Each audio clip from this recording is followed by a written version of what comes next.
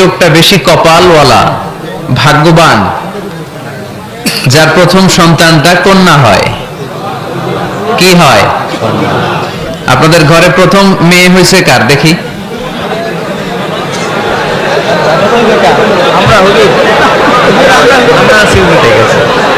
মাশাআল্লাহ, হাত নামান, হাত নামান। ছোট বাচ্চারাও তুলছে হাত। ওরা ভাবছে অন্যরাও তুলছে, আমরাও তুলি। তো মিন বারাকাতিল ইনাস, মিন বারাকাতিল মারআতি তাবকিরুহা বিল ইনাস। কোন নারী কতটা কল্যাণময় এটা বোঝার জন্য দেখতে হবে তার ঘরের প্রথম সন্তানটা কি। প্রথম সন্তান যদি কন্যা হয়, ওই ঘরে বরকত দেয় কে? কিন্তু আমরা অনেকে কন্যা হলে খুশি হতে চাই না, আছে না নাই?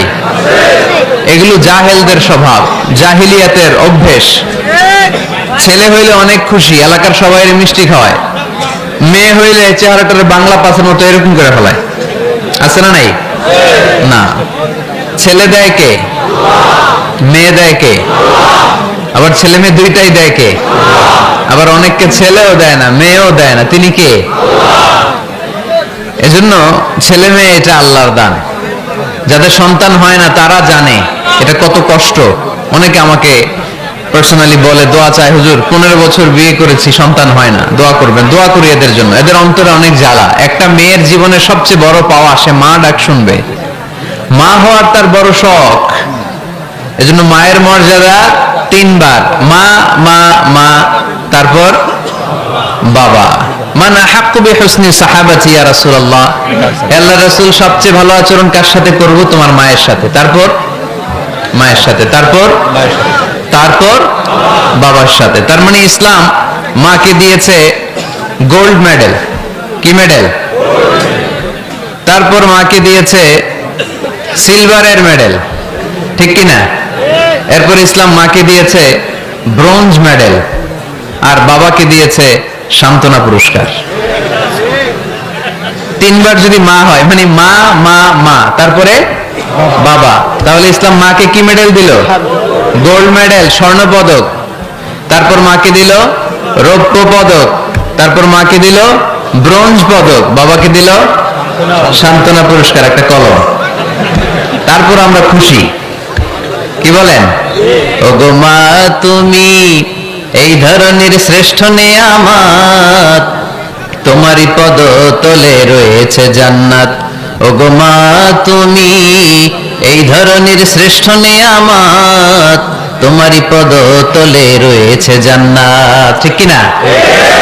এই পৃথিবীটারে যদি 500 বার বিক্রি করেন, যেই টাকা পাবেন ওই টাকা দিয়ে জান্নাতের একটা চেয়ার কিনা যাবে না।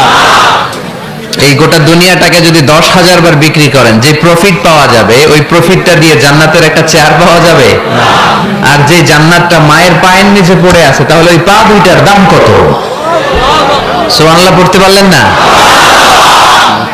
কেন মায়ের মর্যাদা বেশি? কারণ হামালাতহু উম্মুহু, বাবা পেটে ধরেনি, পেটে ধরেছে কে? ওয়াহানান আলা ওয়াহান, বোঝা, পেইন, ডেলিভারি পেইন, যন্ত্রণা বাবা সহ্য করেনি, করেছে কে? ওয়া ফিসালুহু ফি আমাইন, 2 বছর বাবা দুধ খাওয়ায়নি, দুধ খাওয়ালো কে?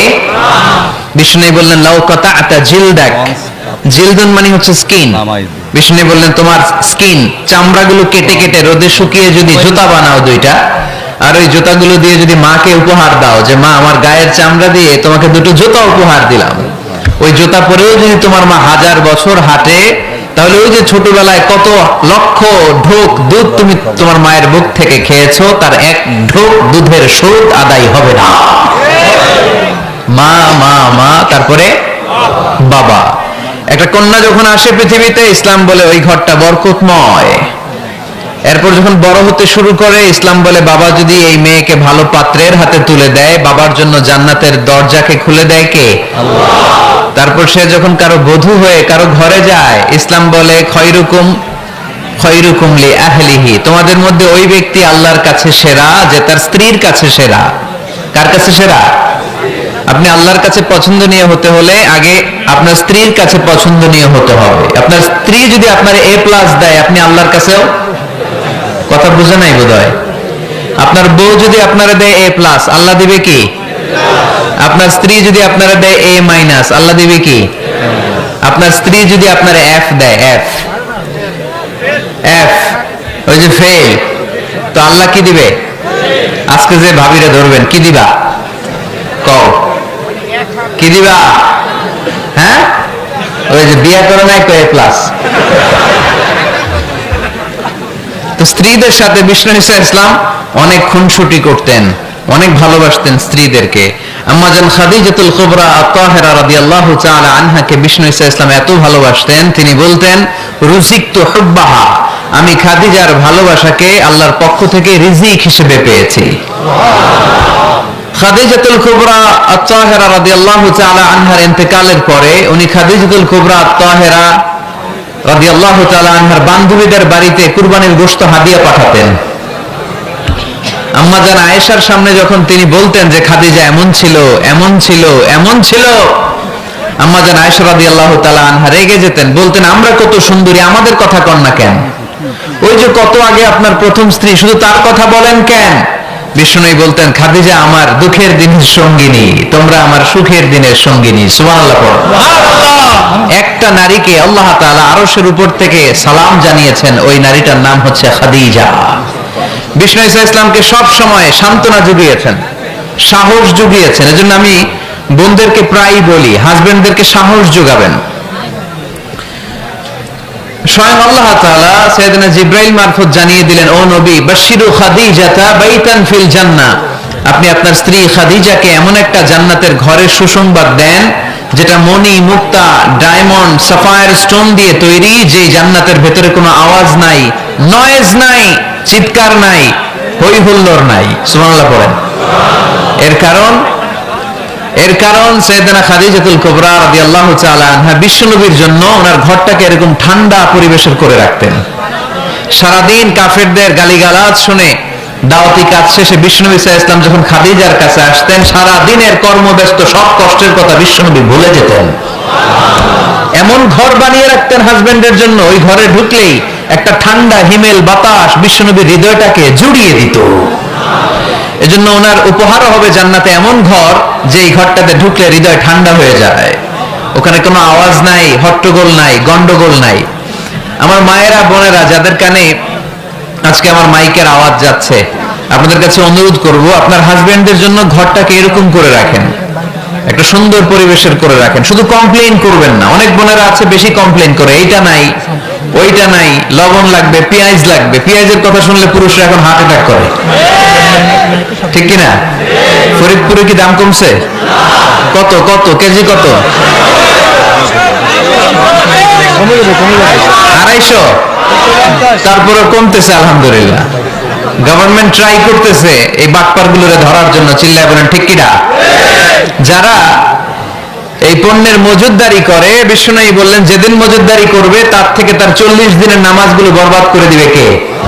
ওর কোন ইবাদত আল্লাহর দরবারে কবুল হবে? পণ্যের এই সংকট তৈরি করা এটা কবিরা গুনাহ, এটা মিনাল কাবায়ের। এজন্য খবরদার, বোনদেরকে বলি হাজবেন্ডের জন্য ঘরটাকে সুন্দর করে রাখেন। তো ইসলাম বলে কারো ঘরে যখন কোন নারী বধূ হয়ে যায়, সে তার হাজবেন্ডকে সার্টিফাই করবে। এরপর যখন সন্তান সম্ভবা, ইসলাম বলে ডেলিভারি করতে যে অনেক নারী পৃথিবী থেকে বিদায় নেয় না, মরে যায়, ইন্তেকাল করে। ইসলাম বলে বাচ্চা প্রসব করতে যে যেই নারী দুনিয়া থেকে বিদায় নিল, ইন্তেকাল করলো, আল্লাহ তাআলা ওই সমস্ত নারীদেরকে কিয়ামতের দিন শহীদদের কাতারে একসাথে দাঁড় করিয়ে দিবে। আর যদি সুন্দর প্রসেসে ডেলিভারি করতে পারে, তাহলে ইসলাম বলে পুরুষদের পায়ের নিচে থাকে জুতা, জুতার নিচে থাকে বালি আর মাটি, আর এক একটা মায়ের পায়ের নিচে থাকে তার ছেলে মেয়েদের জান্নাত। এজন্য মা মা মা, তারপরে বাবা। আমরা যেন বেশি বেশি মা বাবার খেদমত